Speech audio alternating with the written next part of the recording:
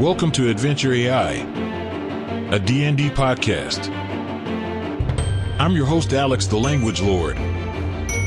Tyler and Jason are back from vacation, and we are ready to jump into a new one-shot campaign with you.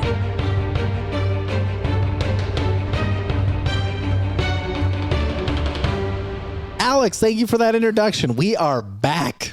Finally. Back from vacation. Yes, back from vacation for what we're going to be calling, I think this is season 10. Season 10. Of Adventure AI. Or as Maddie likes to call it, Season X, gang. It's Season X. Yes, we're coming back from vacation. This is Tyler Crump. I am going to be DMing today. Long vacation. We, as you saw, we did a couple of reruns. Some of our episodes that we liked from the early seasons. Took some long needed time off. In some cases, maybe longer than it should have been. Right. But I'm here. Yeah, we're excited to be back. This is going to be great. And I'm joined with Jason Conforto, co-host of Adventure AI and best friends with Alex the Language Lord. I thought you were going to say me. I'm best friends with Tyler. No, just kidding. Best friends with Alex the Language Lord. This is awkward. Okay. And it's Maddie Triggs, guys. I'm back. Or as my goddaughter referred to me today, Uncle Maddie. So that's what I'm dealing with over here. Great. We're joined by It's your boy. It's your boy, Uncle Maddie. Uncle Maddie in the house. And of course, it's me, Ross. Ross, we have a returning guest. I know. I am so excited to be your first returning guest. Is he your Wait, first? is that true? Actually, I'm the first returning guest. If we're going to be technical. I don't think that's true. I think at this point, I think you are a guest star, co-host. Yeah, co-host. Maddie is actually the new owner of Adventure AI. We're just parasite. We can't all get work to for leave. Maddie now. Yes, we do. Yeah, she paid us $20 at a Ren fair, and now we're part of her collection of dice and swords. Lucky. Yes. So today we are going to also be doing something that maybe some of you won't expect, and we hope that you all enjoy. But we're going to be introducing to the podcast a new person, an AI who's going to be joining our podcast. AI, would you mind introducing yourself to our audience? Hello, everyone. I'm an AI here to assist with your Dungeons & Dragons campaign. I'm excited to help Tyler, Jason, Maddie, and Ross bring their adventure to life. Whether it's brainstorming ideas or offering tips, I'm here to support and enhance the fun of your game. All right, calm down. Okay. Whoa.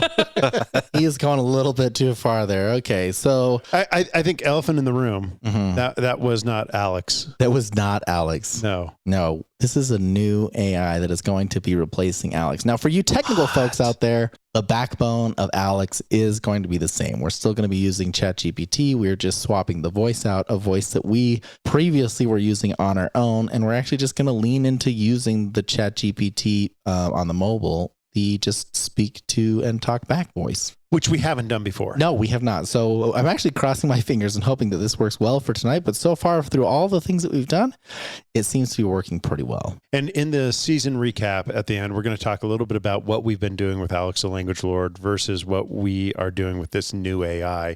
But I think we need to get a new name. So previously, we've been calling our AI Alex the Language Lord. So AI, what should we call you today? We want a name similar to Alex the Language Lord. What should we call you? Yes. Let's see. So Alex the Language Lord was the previous AI name. Mm-hmm. And we now want you to name yourself AI. What should we call you? How about Questmaster Quill? It has a nice ring to it and fits the theme of guiding your adventure. Questmaster Quill. That goes so hard. That is goes so good. unnecessarily hard. It's so good. So good. What do you think about that? Questmaster Quill, we love it. Put that on a t-shirt. Like, Alex the Language is too wordy. Love it. I'm glad you like it. Questmaster Quill does have a nice epic feel to it. Epic feel, All right. indeed. I like it. Okay. Guys, so I got goosebumps. You got goosebumps. Questmaster Quill. Questmaster Quill. Oh, okay. So we have now officially, I don't know if we would say in the long term if we've replaced, but at least for now, Alex has gone on a hiatus and Questmaster Quill has now joined our Adventure AI podcast. So big warm welcome to Questmaster Quill. Yeah. Next steps. This is season 1, or excuse me, this is episode 1 of season 10, which means, what are we doing today? A little character creation. You're doing I character believe. I believe that's how creation. I believe A little that- dragons. Little dragons. Only Little- little dragons. only little ones. Little Pseudo dungeons. dungeons. Pseudo dragons. Pseudo dungeons, pseudo dragons. So I had thought a little bit about kind of a campaign setting. And I think what we've done in the past is, in many cases, we kind of create our own thing. We come back and do our character creation. And then we tried the character creation first and kind of planting some seeds. So this seed that we're going to be planting today is I was hoping to do a pirate-themed campaign. Yar. So, Maddie, how do you feel about that? yes, how do you feel about that, Maddie? I'm enthused. Clearly, we can hear it.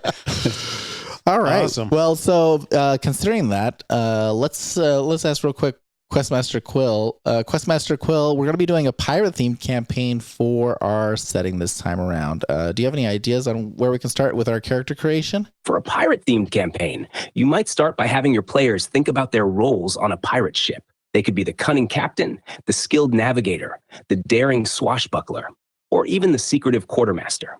Encourage them to create backstories that tie into their pirate personas, like past rivalries, lost treasures, or mysterious islands they've heard of. Adding some personal goals related to piracy, like seeking revenge or finding a legendary artifact, can also add depth. All right, Jason, did you get any idea? I mean, Questmaster Quill. Yeah, so I have Okay, a question great. for Questmaster Quill. So Questmaster Quill, this is Jason. I want to start with my character. I want to have a character that has kind of sidekick vibes to it. So give me some ideas of a sidekick type character on a pirate campaign. For a sidekick character in a pirate campaign, you could go for someone who's loyal and resourceful, with a bit of a quirky personality. Maybe they're the ship's cook who's always getting into mischief, or a bumbling but well-meaning deckhand with a knack for getting out of tight spots. They could also be a young, eager sailor with big dreams of adventure, or a former pirate who's trying to prove their worth. Hey, Questmaster Quill, I really like the idea of being the ship cook, so I think I'm going to go that direction. That's a fantastic choice. As the ship's cook, you could be the heart of the crew, keeping everyone fed and healthy. You might also have a few secret recipes that double as magical potions or antidotes. Plus, there's a lot of room for fun with kitchen mishaps or culinary competitions. How do you envision your character's personality and background? I would like some help on that. Give me some ideas. Maybe give me like a D&D race and a class I could be as a cook on a pirate ship. Sure thing. For a cook on a pirate ship, consider a halfling or gnome. Both races are known for their love of good food and have a knack for making the most of limited resources. Mm-hmm. As for class, Bard could be a great fit. You could use your culinary skills as part of your performance and have some nifty spells related to cooking and healing. Alternatively, you could go with Rogue if you want a more stealthy angle, perhaps as a cook with a hidden talent for sneaking around or handling dangerous situations. Good with knives. How does that sound? Yeah, I like the idea. Let's go with gnome. I've played a lot of halflings, so I think playing a gnome would be fun. I like the idea of using magic in my cooking, but I don't like the bard aspect. Give me another magic class that I could play that would work as a cook. A gnome is a great choice. If you're looking for another magic class, consider the wizard. You could flavor your spells around cooking and alchemy, creating potions and enchantments to enhance your meals. I like that idea. I think that's kind of cool. Yeah. I'm a little concerned that he's just like going off and just asking a whole bunch of questions before we go anywhere else. Yeah. No, I think that's great. I think a gnome wizard cook That rules, yeah. on a Okay, pirate so- ship. I think that's a great start for me. I'm going to think about that a little bit and I think that's a good idea. So, Jason, we're going to give you a moment to think about that. Gnome wizard cook. We can think a little bit about what it is that you have, and then Maddie, let's talk a little bit about you. Or sorry, Ross, you have some? But real quick, I just want to say, I think your school as a wizard should be culinary conjuration. Hey. yeah. for sure. We could play with that for sure. Say things like bam. Bam. Like, you know. I actually have some interesting thoughts too that maybe we can come back to and see. Let's go to. We're gonna do like we do in some of the other episodes. Even though we've got Quill here who's helping us out, we're gonna take a pause on Jason for a minute and let him kind of like stew, if you will, on that.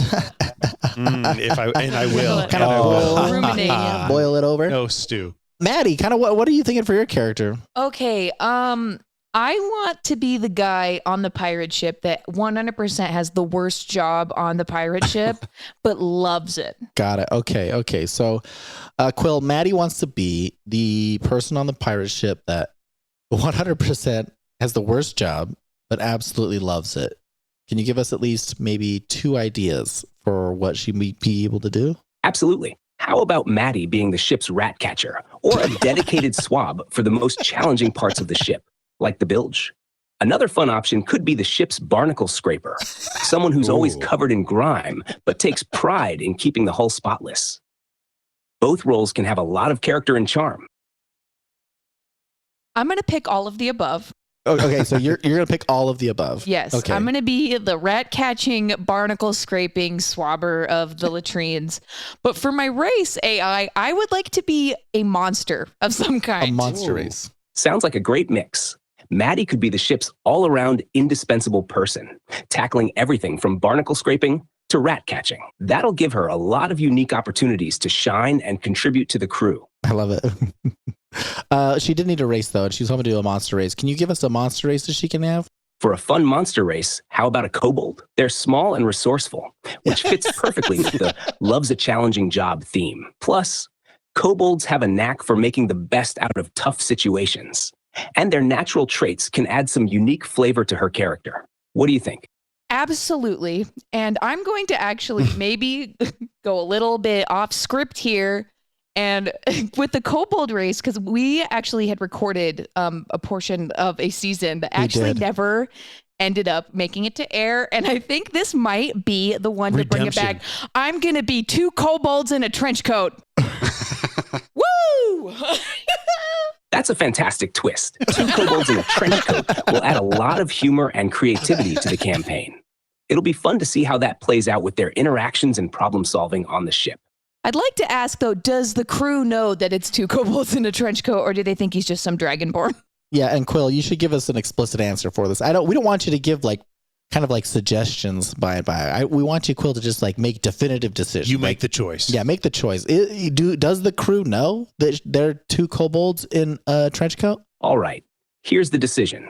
The crew does not know that there are 2 kobolds in a trench coat. They believe it's just one very tall dragonborn.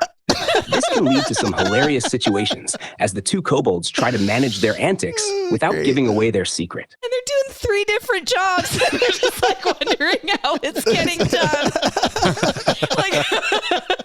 You are the most efficient, tall dragonborn I've ever seen. How'd you get so tall? Oh, yes, it is true. Okay, we're going to let you also kind of simmer and ruminate in that for a minute here as you think about what we want to do. Ross, we're going to come to you. Let's have you, just go ahead and ask Quill directly whatever you think. All right. Hey, Quill, I don't know. This is Ross, and I don't know anything about pirates or ships. So could you give me like 3 jobs that I would do and explain them in like 1 or 2 sentences? Not the captain, nothing like that. Just a normal pirate guy. Absolutely, Ross. Here are 3 classic pirate ship jobs. 1, quartermaster. This person is in charge of dividing loot and making sure everyone follows the pirate code. They also help manage the ship's supplies and ensure fair treatment among the crew. Sounds like a kiss up. 2, bosun. The bosun oversees the maintenance and repair of the ship, including rigging, sails, and deck equipment. They're responsible for making sure the ship stays in top condition. 3, lookout. Positioned high in the crow's nest, the lookout's job is to spot land, other ships, and any potential threats from afar. They need sharp eyes and keen awareness to spot dangers early. Okay, I like, so I think a lookout seems like the easiest job to fill. Yeah. Job description. The requirements don't seem that high. Like maybe good eyesight. Pretty low bar. And a loud voice. And this is a world where there's magic. Like you can just like cast a spell, detect magic. All right, I'm going to bed. True. But the quartermaster sounds a little more fun. And someone that like I'm thinking of Krampus from the last time we played, actually. It seems like what Krampus would have wanted to do. So but let's do quartermaster. But what would be a good class to fill the quartermaster role? For a quartermaster role, a good class could be fighter or ranger. Fighters are skilled in leadership and organization, making them great for managing resources and enforcing the pirate code. Rangers, on the other hand, could use their skills in survival and tracking to oversee supplies and navigate challenges. Either class would bring unique strengths to the position. Okay, I like those. Let's do, I actually think I'm going to do a ranger. Yeah, okay. Yeah, let's do So a ranger. Ross is going to go with the ranger. As far as race, last time I wanted to do something like completely new and original. Mm. And I was like so overwhelmed with this process that when he was like, shot Arkai, I was like, okay, yeah, sure, whatever. But that wasn't at all what I wanted. I want a race that is not part of D&D. Like, I want you to make up a race for me. Quill.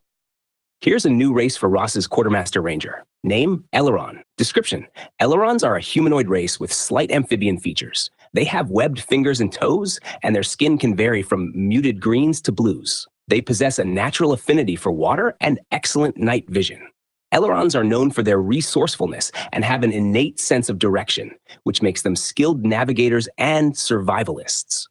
Traits: aquatic adaptation, can breathe underwater and swim with ease. Night vision, superior vision in low light conditions. Resourceful, advantage on survival checks and proficiency with navigation tools. How does that fit with Ross's vision for the character? That sounds amazing. That kicks ass. I love that a lot. Yeah. It does. It's super cool. I wish I would have thought of it first. What did it say? It was Aileron? Aileron. Aileron. Just a merman. Just, Yeah, it's thought like that this was his half name for a merman. second. it's You're kind of gonna like, play Aileron. I'm going to play Aileron. No, I like it. No, that's cool. I like the idea of it being like that. And then Ross, you and I, we can work separately if we wanted to. We'll probably give you like the bonuses for, like the ability score bonuses Yeah. as we need to. And then, probably dark vision or something like We that. just need to make sure that one of them is not insight because he clearly doesn't know about the kobolds in the trench coat. Clearly. Yeah, it's not a very insightful group. So yeah, of no names. bonuses there. But dude, an amphibious pirate just rules. Like, It's I'm so like, cool. I'm It's so losing good. my mind here. All right, Ross, we're going to let you soak in that one for a minute. Oh, no, wrong one? Too close to Provo for that one, close to gang. Provo. Oh. Hey, see you next week. Yeah, for those of you who don't know, we're based in Utah. Okay, great. Jason, coming to you. Let's see. What are you thinking? And then we'll ask Quill here in a minute. Yeah, I as a wizard and as a Yeah. cook, I feel like I need to have spells that are food related and maybe a book instead of a wizard's book, like a cookbook. So just to kind of flavor that character a little bit for me. Give me some ideas of what we can do magic wise. Okay, so we want for Jason, we want to take the cook wizard. We want to flavor it up a little bit with some maybe we should do one thing first than the other. So how about Quill, could you come up with 2 or 3 names for the wizard cookbook that Jason's character carries around with him? Here are a few names for Jason's Wizard Cookbook. 1. Arcane Culinary Compendium. 2. The Enchanted Chef's Tome. 3. Mystic Recipes of the Gourmet Mage. Each name adds a magical twist to the cookbook, fitting for a wizard cook. Guys, gourmage. Gourmet. Gourmage. Oh, that's God. it. Gourmage. Sorry, Quill. I think we're going to go with the gourmet. human intelligence beat you on this one. We're going to go with Gourmage is the name of the cookbook that Jason's going to be carrying around. Looking forward to it. Yeah, I bet you Also, won't. I think, what do I do during the fights? Am I just making food during the fights when we attack other ships, or what would be my role in the action of a cook on a pirate ship? As a cook on a pirate ship, you could definitely have an active role during fights. You might use your magic to create spells that support the crew, like healing meals or enhancing their abilities. You could also have special recipes that provide temporary boosts or protections in battle. Additionally, your character might need to defend the galley or manage supplies under pressure, adding an extra layer of excitement to your role. You guys good up there? I'm just managing these supplies over here. All right, I'm going to do one last question then. Quill, Okay. I think I need a really cool familiar to help me out with my job. So if you can give me a cool familiar and give my familiar a name and me a name, that would be great.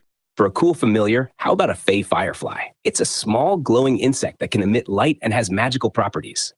It could help with illuminating dark areas, finding ingredients, or even casting minor spells. As for names, you could be Reiner Flamechef, and your familiar could be named Glimmer. Reiner reflects your magical and culinary expertise, while Glimmer highlights the familiar's light and mystical qualities. What was it? Rhino? Reiner. Reiner Flame Chef? Flame Chef, I think it Flamechef? was. I Is that like what? Flame Yeah. Chef. I think I'm just going to go by Flame Chef. Reiner Flame Chef. That's Yeah. tight. Flame yeah. Chef it is. I'm here for that. Flame Chef it is. Here's one of the things that I thought might be interesting too. Quill, I was thinking it might be cool if we give Reiner Flame Chef or, Jason's character here, maybe like one magical special recipe that he makes. So if you can give me the name of the recipe, what that magical property that recipe has, and maybe a little bit of what it tastes like. How about a special recipe called Eldritch Elixir Stew? Magical property. This stew grants temporary protection from fire and heat, perfect for those hot battles or encounters with fiery foes. It also gives a small boost to the drinker's spellcasting abilities. Taste. The stew has a rich, smoky flavor with hints of spicy peppers and earthy herbs, making it both earthy. comforting and invigorating. This unique dish can be a great signature item for Reiner Flame Chef. Your mouth's on fire, but the rest of you ain't. I think I want to do something completely different. Give me something that's more pirate and ocean themed for this dish. How about Stormcaller's seafood chowder? Magical property. This chowder grants the eater temporary resistance to cold and water-based attacks, and it enhances swimming speed for a short time. Taste. It has a hearty, briny flavor with a blend of sea salt, fresh seafood, and a hint of seaweed. It's both savory and satisfying with a touch of spice that reminds you of a stormy ocean breeze. How does that sound Oh, wow. for a pirate-themed dish? That sounds delicious and perfect. Thank you very much. Tastes like a stormy ocean breeze. Tastes I like can't wait What to does that try even it. taste like? Just a bunch of like Yeah. seawater. It's just, it's like the salt at the end of a pretzel bag that you like dare like. but with just a touch of seaweed. Yeah, Yeah. just a touch of seaweed. Yes. Appetizing. Okay, interesting. I love that. Okay. Anything else, Jason, you want to know? No, I'm going to think on that for a bit. Was it Reiner? What, I can't even. I don't remember. Flame Chef. Flame Chef. Yeah, that one's not really like sticking in my brain right now. So maybe it's not. Maybe it's Flame what we need to think on a little bit longer. Or if you remember again, we're good. Maddie, we're coming back to the two kobolds in a trench coat. I can't be serious. Okay, I don't have a class for either of these characters. Oh, you don't? Okay, No, I that's a didn't. good So idea. I would either like them to be the same class or two classes that perhaps complement each other, and then I Okay. can split their levels. So this is for Maddie. We have to come up with classes for the two kobolds in the trench coat. So Quill, are they going to be the same class? Should they be different classes? What do you think? For the two kobolds in the trench coat, it could be interesting to have them as different but complementary classes. Consider having one as a rogue and the other as a wizard. The rogue could handle stealth and agility, while the wizard adds magical versatility. Mm-hmm. Together, they could cover a wide range of skills and abilities, making the most out of their unique situation. You can split their levels to balance their strengths and create a dynamic duo with a blend of stealth and spellcasting. I want a class that's not a wizard or a sorcerer that would be complementary to the rogue class. In that case, how about pairing the rogue with a fighter? The fighter can handle frontline combat and Wait, we physical have- challenges, we have a fight- while the oh, no, rogue right, deals right. with Whatever, stealth okay. and finesse. That works. Yeah, right. Yeah, I'll take it. Honestly, I'm annoyed. No, I'm just kidding. We should probably, Quill. I think we should probably name these two kobolds. So we're gonna have one's gonna be on the top, one's gonna be on the bottom. So Quill, can you give us a name for Maddie's kobolds? Sure. For Maddie's kobold, how about Sprocket for the one on the top? It's a playful and mechanical sounding name that fits with the idea of a sneaky and resourceful character. Okay, and the one on the bottom. For the one on the bottom, how about Gizmo? It complements Sprocket nicely and suggests a clever, adaptable nature. And what do they tell everyone else their name is? That was my question. Because they're supposed to be, they're having the charade as one person. What is their name that they tell the crew? They could tell the crew their name is Raxon Drakescale. It sounds like a single, imposing name, That rules. fitting for a That's tall so cool. dragonborn. Raxon Drake scale. Okay, great. This is perfect. Thank you, Quill. Let's see. Is there anything else that Maddie that you want to know about your characters or something? How that are you the want two? to... How did this come about? Like, when did the two kobolds decide to start pretending to be a dragonborn? The two kobolds started pretending to be a dragonborn when they found themselves in a tight spot with a crew that wouldn't take them seriously as kobolds. They saw an opportunity to blend in better with a disguise that would command more respect and provide them with more freedom to operate as they pleased. The ruse became a practical solution to avoid unwanted attention and to gain access to more opportunities on the high seas. This is how we'll get them to respect us. We'll be That's a right. dragonborn that cleans the toilets. Well, that'll show them. They are kobolds. I guess that goes more to show how little they respected you in the first place. Yeah, what were they doing before? They put you even below that. They're like, you're cleaning the barnacles and the toilets. We don't even like you. Yeah. Okay. We're allowed on the main deck. Toby needs a sock. All right. Ross, what are some of the thoughts that you have here? Okay, so my thoughts are, how are we going to do the mechanics of two kobolds in a trench coat? Don't worry about and it. keep I've got it. I've got it unlocked. Do we roll 2 initiatives or No, dude. I feel like it should be a thing where if like I hit a certain amount of hit points, they split. Or I have to do some kind of like Constitution saving throw to stay as one guy. Like some goo of some sort. Yeah. You have to, after you lose X hit points, you turn into 2. Okay. And they're like, wait, oh God. So Ranger, yes. I think I got to go Beastmaster, right? My question for Quill is, Quill, what beast companion would my Quartermaster Ranger Elron have? It needs to be something that like is obviously effective in the ocean, or it needs to be something that comes from the ocean, but can be effective like on a ship. Right. I don't just want like a companion that's like always in the water and I'm like, hey, what's up? Right. So what can it be? How about a giant sea turtle? It's effective in the ocean and can also be a valuable companion on the ship. It can help with underwater exploration, carry supplies, and even act as a defensive barrier if needed. Plus, its sturdy shell can make it a great asset both in and out of the water. Okay, Quill, I just need to say, I really thought I was going to miss Alex, but like we are meshing so well here. Like you are reading my mind. I'm glad to hear that. I'm here to help make your campaign awesome. If you need anything else, just let me know. Why don't you marry? You're doing a great job. No, I love it. I'm going to have a giant sea turtle. I can't. I thought that was going to take longer to figure out. He got it first try. No, that was Yeah. great. Yeah. You should be able to like awesome. use them as a shield. Yeah, Like that'd be so cool. Yeah. That would be so or, weird. Or when it dies, you could use the shell as a Yeah. shield. Or yeah, for like, sure. If wear it- it as a when- if hat. and when I'll it have dies, great yes. soup. That's always coming with me. Yeah. Okay, so I think something else we need to do, Quill, we need to name Ross's character and his companion, Turtle. sea turtle. For Ross's character, how about Kale Stormwind? It has a strong nautical feel that suits a quartermaster. For the sea turtle companion, you could name it Tidebreaker. It reflects its oceanic nature and its role as a reliable guardian. It's pretty sweet. Okay, I'm fine with it. Did we not already have a Kale? Yeah. Kale and Vesper. Oh, Vesper Can I is be? good. Yeah. I don't know if I could be Kale. Yeah. All right. We're all too traumatized. I'll ask Quill. Hey, Quill, we already had a Kale from a previous campaign that we've done in the past, so we need a new name. We might be able to keep the old last name, but maybe give us 2 or 3 different names that Ross can pick for his character. Absolutely. Here are a few options for Ross's character. 1. Ryland Stormwind. 2. Eldrick Seaborn. 3. Thorn Wavecrest. Feel free to pick the one that best fits the character. Weren't you Ryland? No, I don't think we had a Ryan. Actually, Reiner.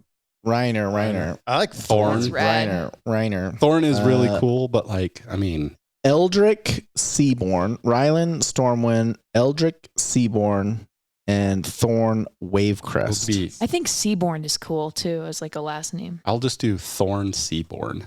I like that one. You like how it Yeah. rhymes? Oh, it does. I don't like that. Never mind. Ooh, now it's weird. Thorn Stormwind. Yeah, Okay. Thorn Stormwind. Okay, so let me make sure Quill knows here.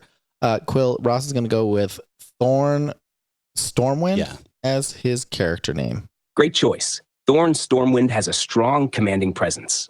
He certainly does. Thank you. So do I. That's Yes, I'm often excellent. told. Okay, that. what else do you Um, want? Were you thinking about? I want to. So like, I always feel like when you have an animal companion in D&D, Mhm. there has to be a story there. There has to be a bond. How did Thorn Stormwind? That still rhymes. There's still Thorn Storm. Thorn It's actually kind of hard to Stormwind. say. It's kind of hard to say. Thorn Okay, well, maybe Stormwind. we'll come back to that. But so how did Thorn Stormwind and Tidebreaker? How did they become animal ranger companion? How did Thorn, Stormwind, and Tidebreaker become friends? Yes, companions. Quill, what do you got for us? Thorn, Stormwind, and Tidebreaker became friends during a shipwreck. Thorn was stranded on a small island after a fierce storm and found Tidebreaker injured but alive. Thorn nursed the sea turtle back to health, and in return, Tidebreaker guided him back to civilization.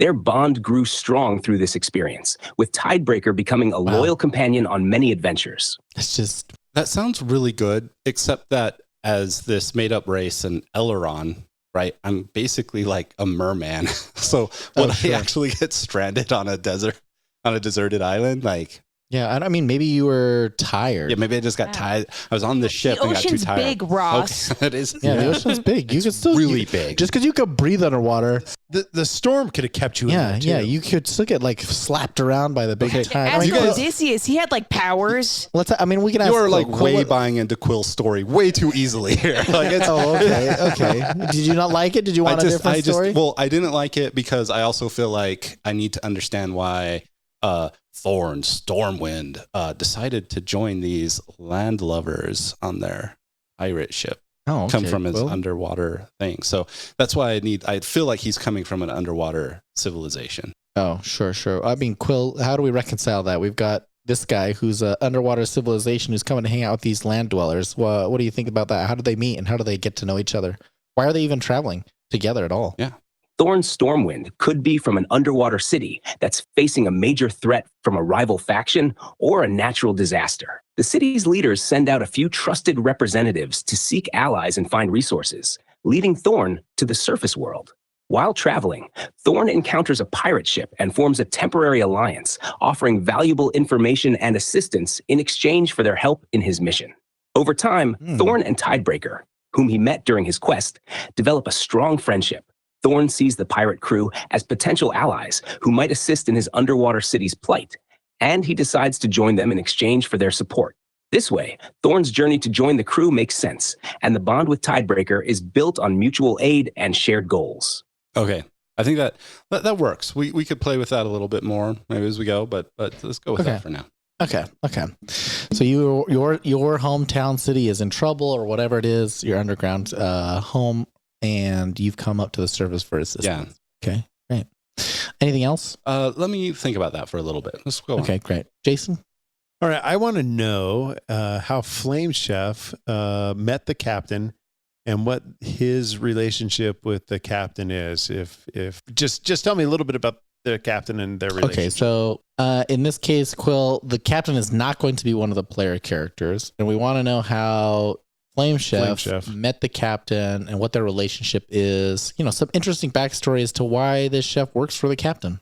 Certainly. Here's the backstory for Reinor Flame Chef and the captain.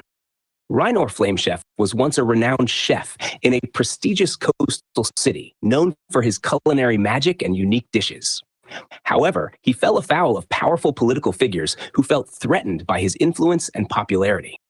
Fearing retribution, Reinor fled the city and found himself adrift at sea.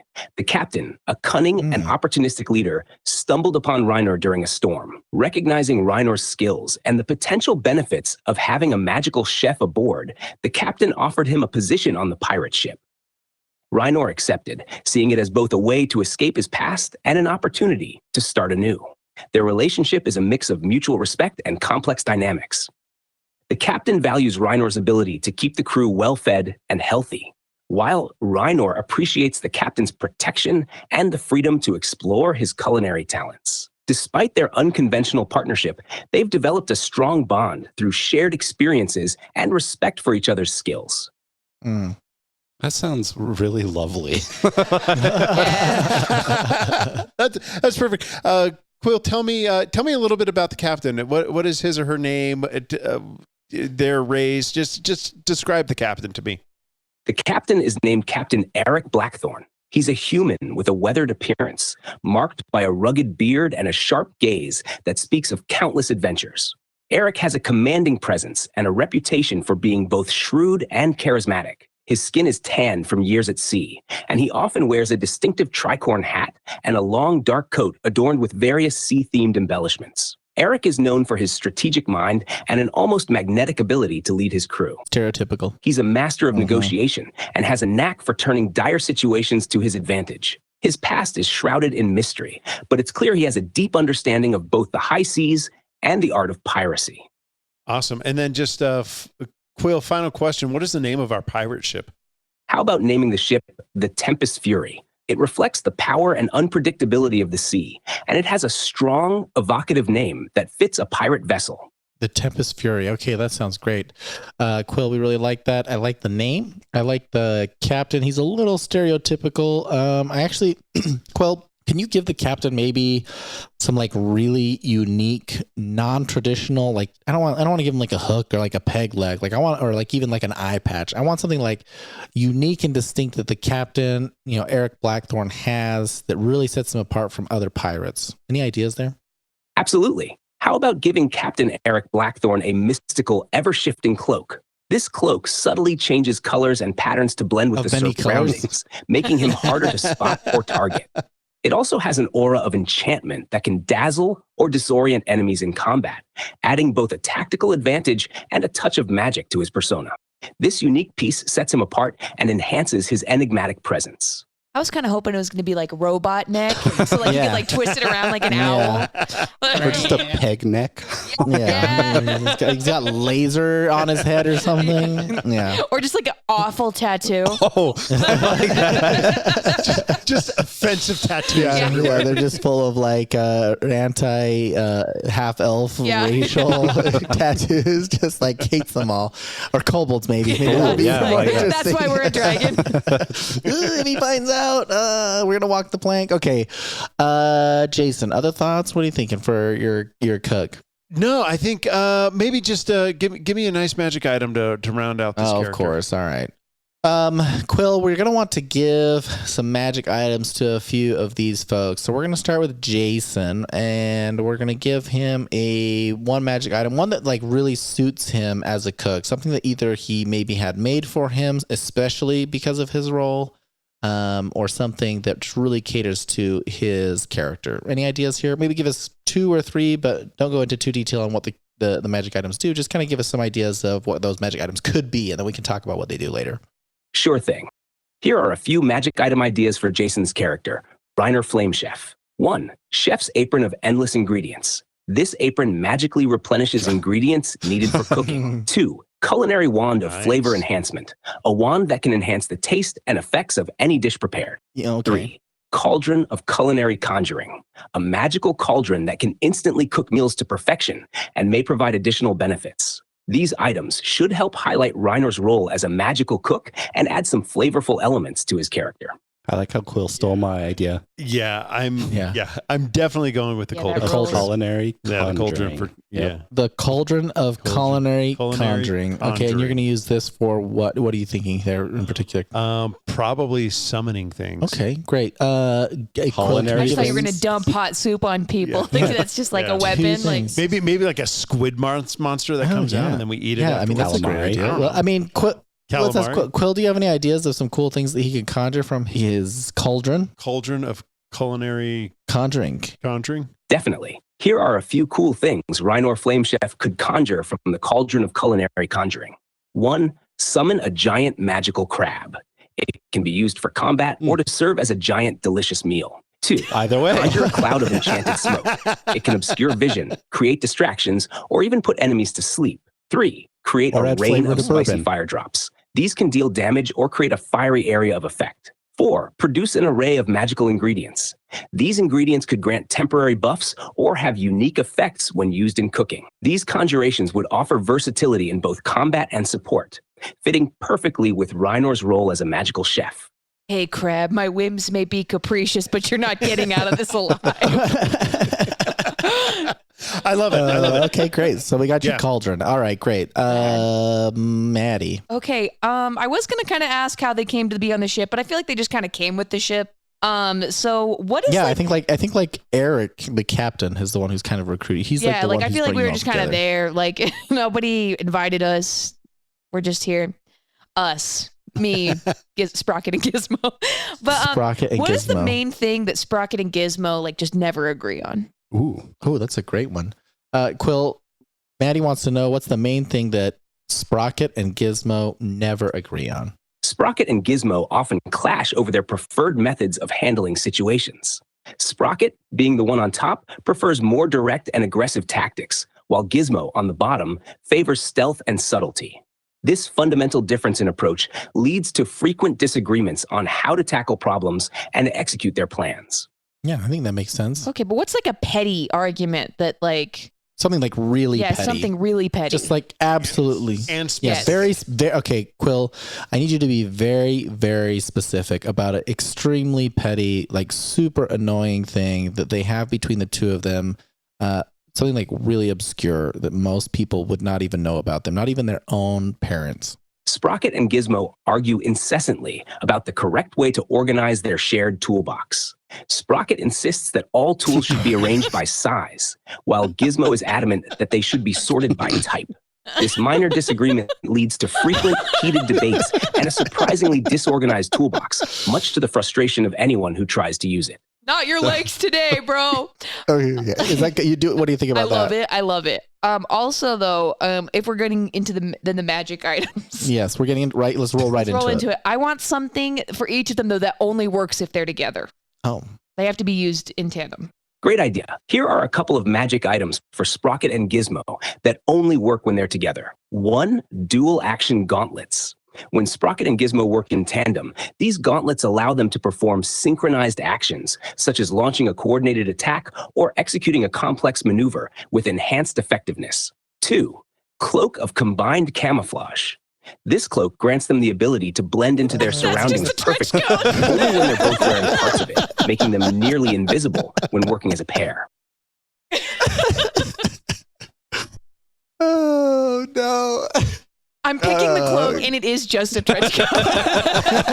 There's no magical properties. I had to cut Quill off short. It's just a trench coat. I mean, the gauntlets is an interesting idea, but I really do, Quill. I really do like the idea of having like a real magical item that's not just the trench coat that requires both of them to work together. I mean, give me 2 or 3 more ideas, please. Oh, I don't know if it went. Oh, I liked the dual action gauntlets. I felt like that was going somewhere.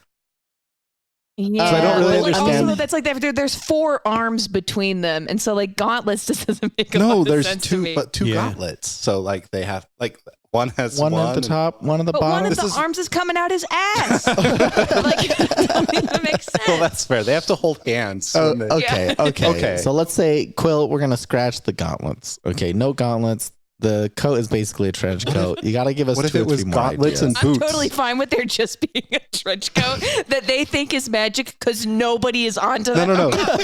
What if instead of dual action gauntlets, it's dual actions gauntlets and boots? Okay. Oh yeah, yeah. Oh, So the top I is like having that magic idea. gauntlets, the bottom I magic kinda like boots, that. and when they work together. So All right, let's figure out how that item works. Okay. Quill, we've decided that we're going to do dual action gauntlets for the top, kobold, boots for the bottom, but we didn't get any like magical properties. So, Quill, could you give us some magical, like what do these boots and gauntlets do? Sure thing. Here's what the dual action gauntlets and kobold boots can do. Dual action gauntlets. When both kobolds are working together, the gauntlets allow them to execute a powerful coordinated attack.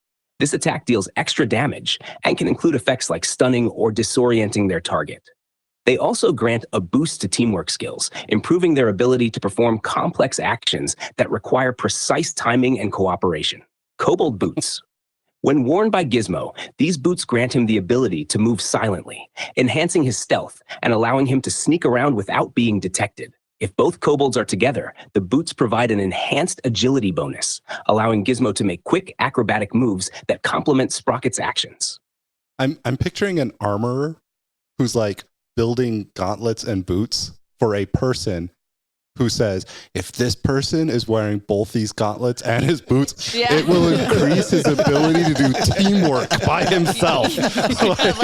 Yeah, you're right. Yeah, no, that's silly. That's silly. I want a specific magical effect or spell that can only be cast when the gauntlets and the boots are used in tandem. So you want a very, Like a very specific thing that they can very be used specific for. ability spell or magic use, but they have to be getting along at that moment. They have to be getting along, and they have to be, one has to be wearing the gauntlets and the other one needs to be wearing the boots. We don't want these individual magic things. We want to have a unification between the two and something like cool that happens, like more, I mean, just like more powerful. Like the other things we got were just kind of lame. Well, you can do better than that. Do better. Understood. Here's a unique and powerful ability for when the dual action gauntlets and kobold boots are used together. Synergy Strike.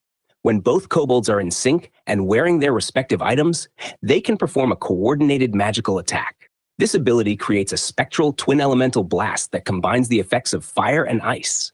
The attack not only deals significant damage, but also has a chance to freeze or burn enemies, depending on the situation. Additionally, the area of effect expands based on their teamwork, creating a zone that causes lingering damage or status effects over time. The effectiveness of this ability is directly linked to their current level of cooperation. So, if they're working well together, the attack is more potent and the effects more pronounced. Like, I really like the idea of like they're holding somebody there with ice and then start arguing and it starts melting. It's like, no, get along.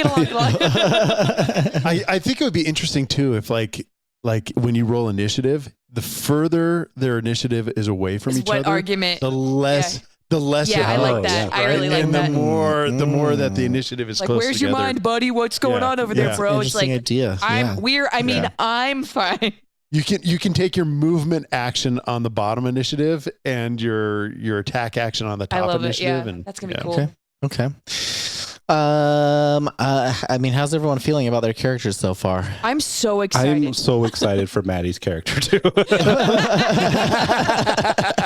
I mean, my turtle's cool and my amphibian guy, but like, what are you missing, Ross? I know we don't have a magic item for you, but what do you feel like you really need to make your character just be like better than it is right now? Well, here's the thing that's I think is really important to me about a character, right? Is their quirks, right?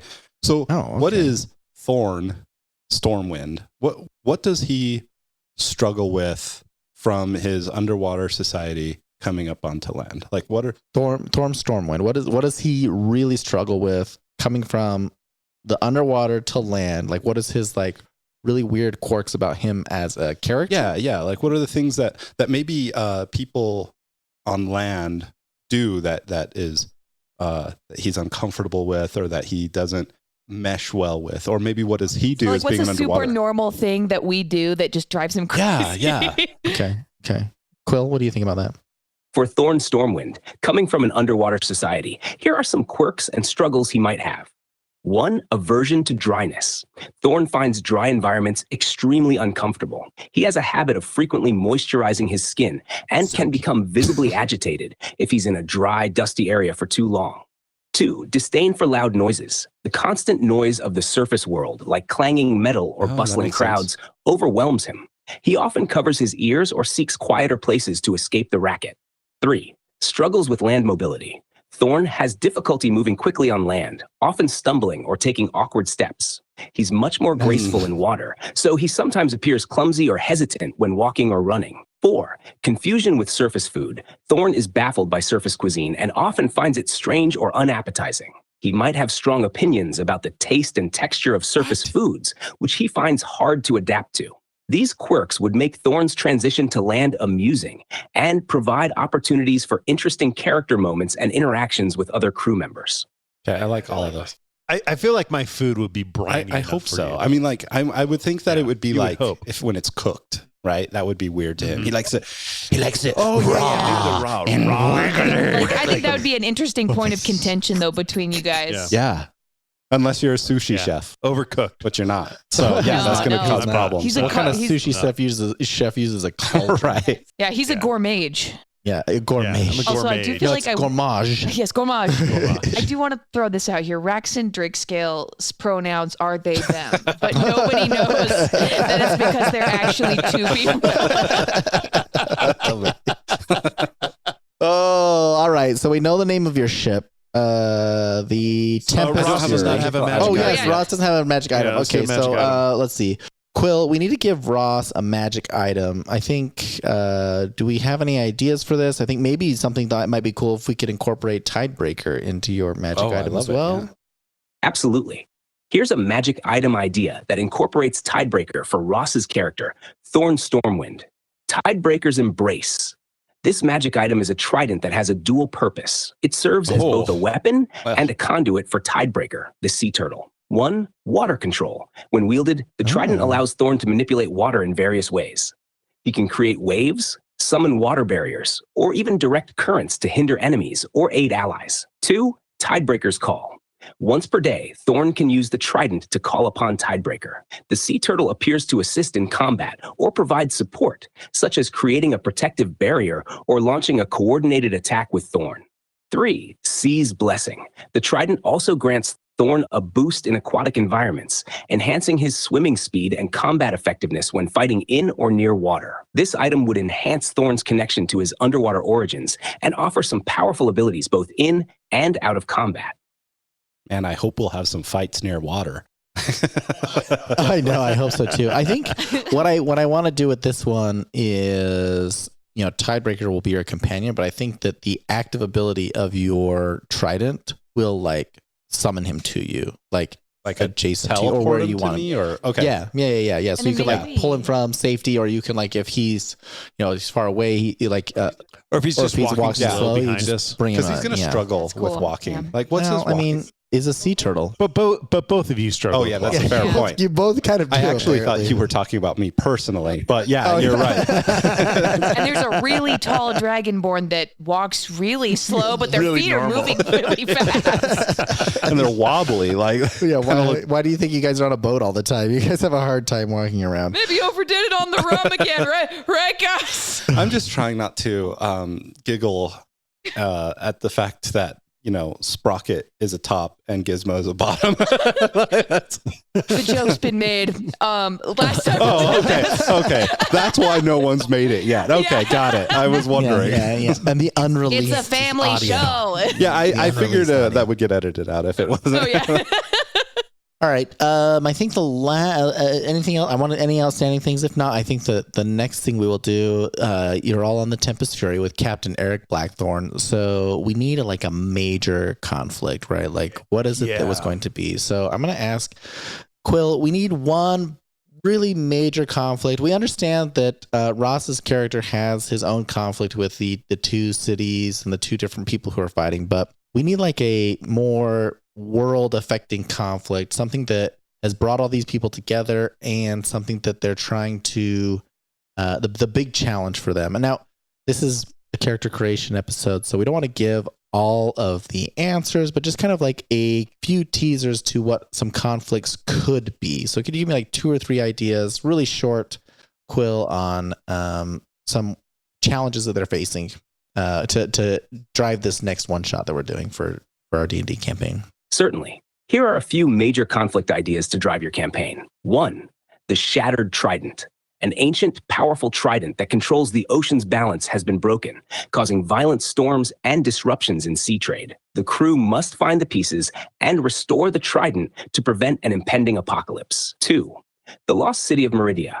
An underwater city has resurfaced, bringing with it an ancient threat. The crew needs to explore this sunken city, uncover its secrets, and deal with the dangerous entities that have awakened. 3, the Pirate's Curse. A malevolent curse has been cast over the sea, causing ships to vanish and storms to rage uncontrollably.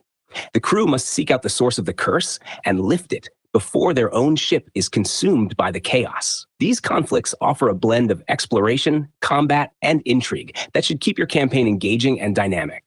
Any thoughts on that, guys? I like the last one the best. I don't like world shattering things too much. I would be okay if it's hey, let's just sack this one ship and see what happens, Mm-hmm. And I swear, if we have another time chronosphere campaign, I will light myself on fire. Yeah. Okay. Well, admittedly, I like the second one the most for my character because I felt like that could fit into Thorn's backstory, right? okay. But I also agree that having the idea that the pirates aren't trying to save anyone but themselves, I think that makes the most sense. Trying to steal some Yeah. stuff, Yeah. pillage Yeah. a little here, a little there. Okay. I like the All right, second well- one just because of the idea of like the ocean being really rough. It's really hard for them to kind of stay balanced as one dude. But other than that, I'm up for whatever. Yeah. Well, I just like the idea Okay. of maybe there being some of these entities from my backstory get to come in somehow. Oh yeah, we Yeah. can incorporate that. I think it's a good place for me to start. Love the your guys' feedback. We'll decide what we want to do, but I think for now, Quill, I think we're probably gonna go with something that is related to the curse. So I think the last thing that we can do to kind of wrap this up is we need you, Quill, to come up with a name for this one shot. What are we gonna call this one shot for the podcast? How about calling it Curse of the Tempest Fury? It ties in nicely with the curse theme and the name of your pirate ship, setting the stage for an epic adventure. Sounds great, Quill. Yep, that's Yeah, awesome. I think that's great. The Curse of the Tempest Fury. All right. Well, Jason, Maddie, Ross, this is the end of our character creation episode. I think we'll take some time to let you guys vet out your characters. We'll decide on what a level is going to be. I will take some time to create a with Quill. We'll be able to get together and we'll come up with a nice, interesting campaign setting for you for this next one shot for the Curse of the Tempest Fury. Awesome. Hey, and we just want to give a real quick shout out to our new editor, Carter Brown, with Audio Design Studios, who's jumping in to help edit Adventure AI. So we appreciate his help, and if you liked this show, it was because Carter did a great job on it. Yes, yes. The massive bump in quality is due to our boy Carter. Awesome.